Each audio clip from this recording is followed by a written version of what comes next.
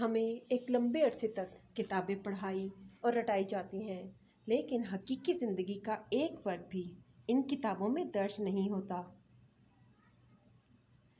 رات عیبوں کو ڈھانپتی ہے اور ندامت بھرے آنسوؤں کا بھرم رکھ لیتی ہے۔ اب یہ تو انسان پر ہے کہ وہ رات کے اس پہر گناہ کرنے نکلا ہے یا اپنے گناہ بخشوانے۔ جناب، منافقت بھی منہ کی بدبو کی طرح ہوتی ہے، اپنی کا تو پتہ نہیں چلتا، صرف دوسروں کی بری لگتی ہے۔ پہلے اس بات کا یقین دلاتے ہیں کہ پانچوں انگلیاں برابر نہیں ہوتی، لیکن بعد میں دھوکہ دے جاتے ہیں۔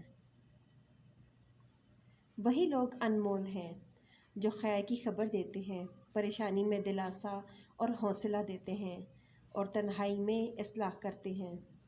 ایسے لوگ قیمت سے نہیں قسمت سے ملتے ہیں۔